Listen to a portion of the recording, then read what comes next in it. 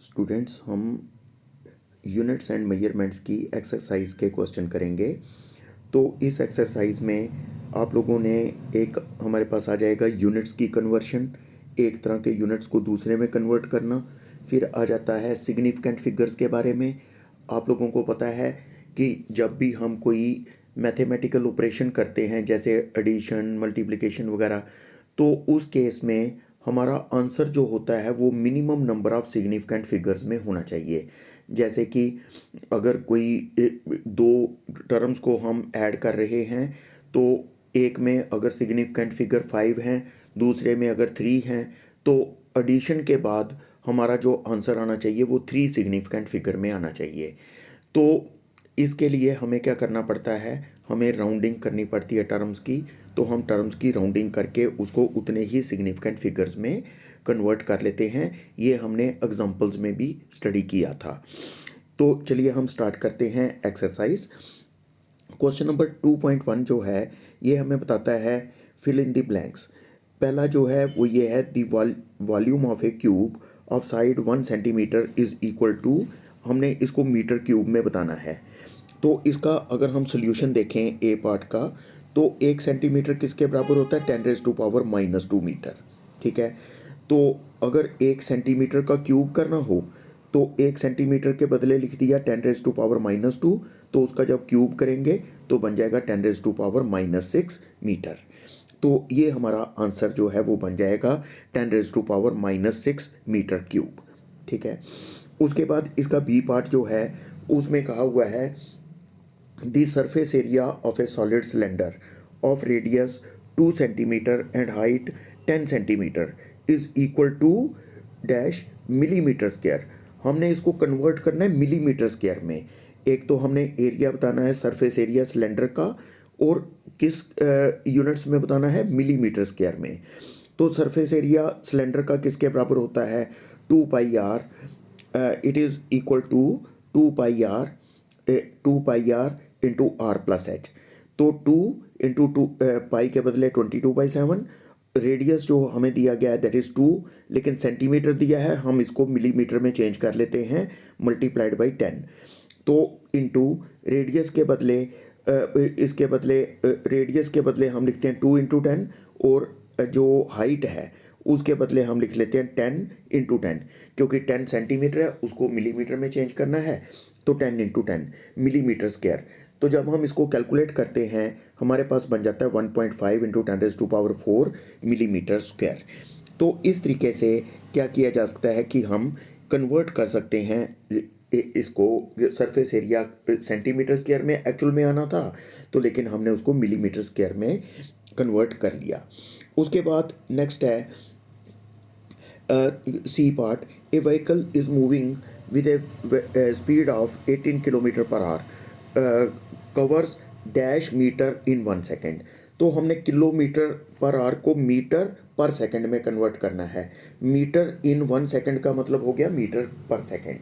तो आप लोगों को पता है कि जब भी हमने किलोमीटर पर आवर को मीटर पर सेकंड में कन्वर्ट करना होता है तो हम उसको 5/18 से मल्टीप्लाई करते हैं। तो क्यों मल्टीप्लाई करते हैं हम उसको, क्योंकि एक्चुअल में अगर हमारे पास होता है kilometre per our, kilometre per our होता है, तो किलोमीटर के बदले हम लिख सकते हैं 1000 मीटर।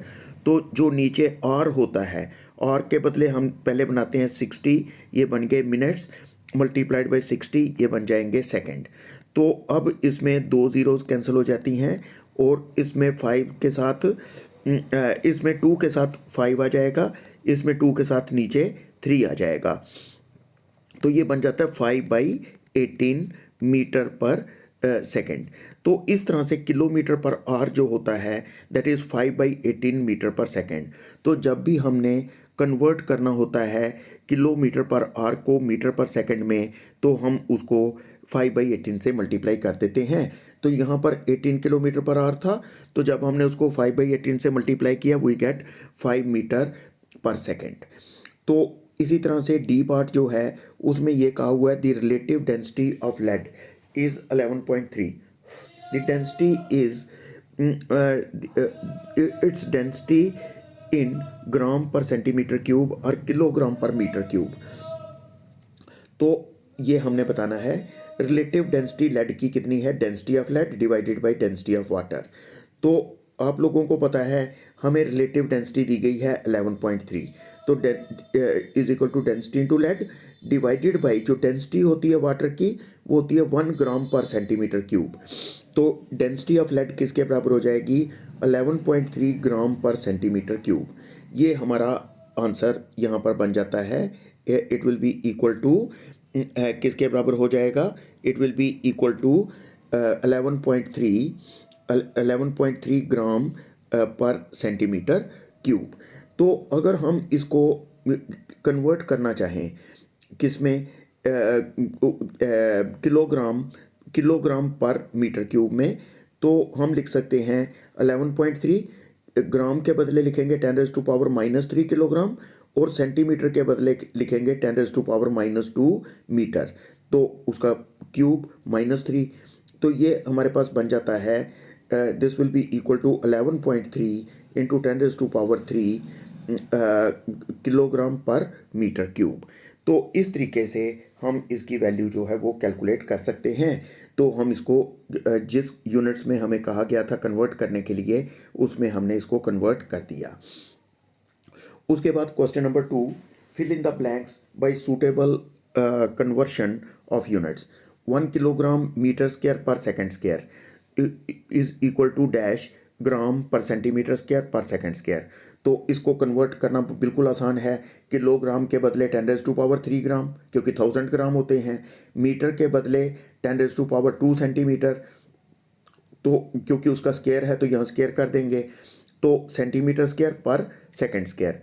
तो ये हमारे पास बन जाएगा 10⁻⁷ gram centimetre square per second square. इसी तरह से बी पार्ट है, इसमें आपने 1 मीटर को लाइट ईयर में चेंज करना है। 1 metre is equal to how much light year. तो 1 मीटर इज इक्वल टू, आप लोगों को पता है एक लाइट ईयर में कितने मीटर होते हैं, 9.46 इंटू 10⁻15। तो फिर 1 मीटर में कितने लाइट ईयर होंगे, 1/9.46 इंटू 10⁻15 लाइट ईयर, जिसको क्योंकि 9.46 है इसको लगभग हम 10 के बराबर मान सकते हैं, तो बन जाएगा 10⁻16।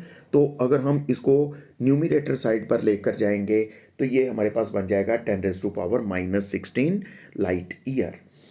इसी तरह से क्वेश्चन जो सी पार्ट है इसका वो है 3 metre per second square is equal two kilometre per hour square. तो इसको हमने किलोमीटर पर आवर स्क्वायर में चेंज करना है। 3 metre per second square is equal to how much, kilometre per hour square. तो पहले तो मीटर का किलोग्राम बनाओ, किलोमीटर बनाओ सॉरी। तो किलोमीटर बनाओगे तो 3 इंटू 10⁻³ किलोमीटर। तो और साथ में आपने पर आवर स्क्वायर है ना डिवाइडेड बाई 60 इंटू 60 आर, ठीक है, क्योंकि हमें दिया गया है सेकंड। तो सेकंड को अगर आपने चेंज करना है आर में तो 60 इंटू 60 आर का स्क्वायर आ जाएगा। तो जब आप इसको कैलकुलेट करते हो तो बन जाता है 3.888 into 10⁻⁴ kilogram kilometre per R का स्क्वायर।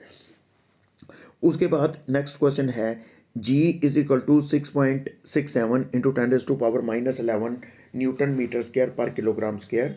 आपने इसको चेंज करना है centimetre cube per second square per gram. तो इसको जब चेंज करना होगा कैसे करेंगे, 6.67 10⁻11 वैसे ही रहेगा। तो किलो ये हमारे पास बन जाएगा kilogram metre per second square metre square और साथ में पर किलोग्राम का स्क्वायर, क्योंकि न्यूटन के बदले हमने लिख लिया kilogram metre per second square. ठीक है, आप लोगों को पता है कि एक न्यूटन किसके बराबर होता है, kilogram metre per second square. तो जब हम इसको कैलकुलेट करते हैं तो हमारे पास बन जाता है 6.67 इंटू 10⁻11 मीटर का cube per second square per kilogram. तो इसमें 6.67 इंटू 10⁻11, तो यहाँ पर बनेगा 10⁻6 सेंटीमीटर का क्यूब।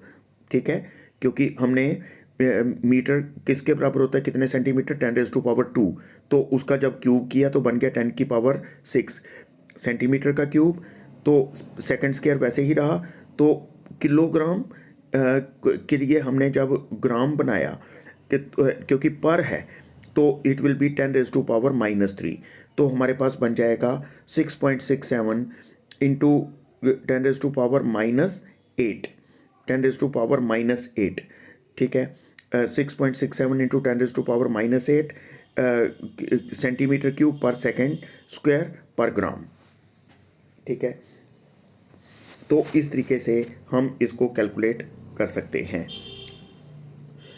तो उसके बाद नेक्स्ट क्वेश्चन जो है वो हमारा बन जाता है, a calorie is a unit of heat energy in transit and is equal to 4.2 joule, where 1 joule is equal to 1 kilogram meter square per second square.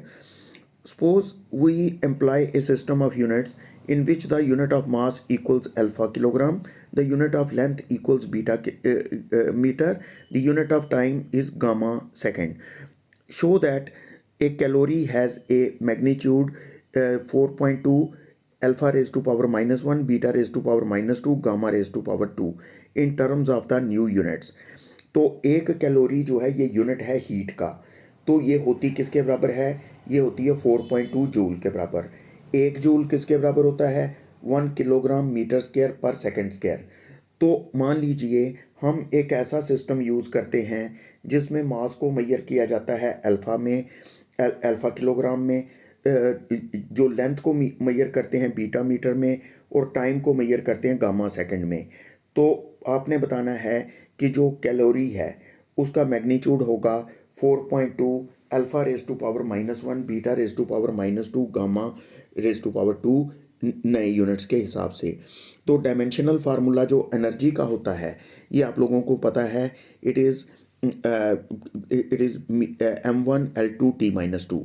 तो हम इसको कंपेयर करते हैं किस फार्मूले से, m raise to power a, l raise to power b, t raise to power c से। a हो गया 1, b हो गया 2 और c हो गया -2। तो आपके पास जो फार्मूला है यूनिट्स की कन्वर्शन का वो क्या होता है, n2 is equal to n1, m1 upon m2 raise to power a, l1 upon l2 raise to power b, t1 upon t2 raise to power c। तो m1 l1 t1 वो unit होता है जो हमें, वो सिस्टम होता है जो हमें दिया गया होता है, और m2 l2 t2 वो सिस्टम होता है जिसमें हमने कन्वर्ट करना होता है। तो हमें m1 दिया है किलोग्राम, हमें l1 दिया मीटर और t1 दिया सेकंड। तो m2 दिया अल्फ़ा किलोग्राम, जो l2 दिया बीटा मीटर, और जो t2 है वो है गामा सेकंड।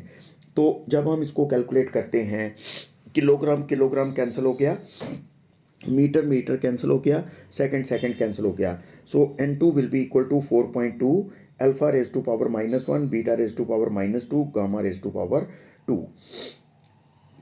उसके बाद 2.4 एक्सप्लेन दिस स्टेटमेंट क्लियरली। ये जो स्टेटमेंट है इसको अपने क्लियरली बताना है। To call a dimensional quantity large और small is meaningless without specifying a standard of comparison.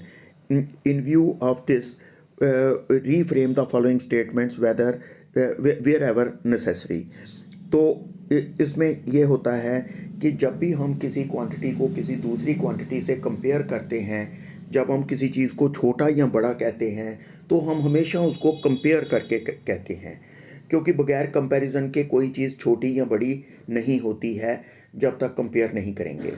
तो इन नीचे दी गई स्टेटमेंट्स में से कुछ स्टेटमेंट्स को आप अगर जहाँ जहाँ पर ज़रूरत है, वेयर एवर नेसेसरी, तो आप उनको कंपेयर करो। पहले सबसे पहले है atoms are very small objects. ये स्टेटमेंट पूरी नहीं हुई क्योंकि किसके हिसाब से छोटे ऑब्जेक्ट्स हैं, तो हमें इसको कंप्लीट करना पड़ेगा। Atoms are very small as compare to football. हम किसी भी चीज़ से कंपेयर कर देते हैं, हमने फुटबॉल से कंपेयर कर दिया तो फुटबॉल के हिसाब से एटम्स बहुत ही छोटे होते हैं। A jet plane moves with a great speed, ये भी कंप्लीट नहीं है। ग्रेट स्पीड चलता है लेकिन किसके हिसाब से ग्रेट स्पीड चलता है। A jet plane moves very fast as compare to a bicycle, जो बाइसिकल कोई चलाता है वो धीरे धीरे चलता है तो जेट प्लेन बड़ा फास्ट चलता है, कंपैरिजन कर दिया। सी पार्ट में आ जाता है the mass of Jupiter is very large, ये भी कंप्लीट नहीं है क्योंकि किसके हिसाब से लार्ज है। तो हम कह सकते हैं mass of Jupiter is very large as compare to a cricket ball. एक क्रिकेट बॉल के हिसाब से जुपिटर का मास बहुत ही ज़्यादा है। उसके बाद डी पार्ट जो है उसमें हम ये कह सकते हैं the air inside this room contains a large number of molecules. तो इसको हम ऐसा लिख सकते हैं the air inside the room contains a large number of molecules than in 1 mole of air. Large है लेकिन किसके हिसाब से हमने कंपेयर कर दिया, हमने अपनी तरफ से ही इसको कंपेयर कर दिया 1 मोल ऑफ एयर के हिसाब से। एक कमरे के अंदर जो एयर के मॉलिक्यूल्स होते हैं वो बहुत ज़्यादा होते हैं। इसी तरह से ई पार्ट में है a proton is much more massive than an electron. एक प्रोटॉन जो होता है वो बहुत ज़्यादा मैसिव होता है देन एन इलेक्ट्रॉन। इसको कंपेयर करने की ज़रूरत ही नहीं है क्योंकि इन्होंने पहले से ही कंपेयर करके बताया कि प्रोटॉन जो है बहुत मैसिव होता है इलेक्ट्रॉन के हिसाब से। उसके बाद एफ पार्ट आता है the speed of sound is much smaller than the speed of light. तो साउंड की स्पीड बहुत कम होती है स्पीड ऑफ लाइट के हिसाब से, ये भी कंपेयर करके दे दिया हमें। इसमें हमें कोई कंपेयर करने की ज़रूरत नहीं पड़ी।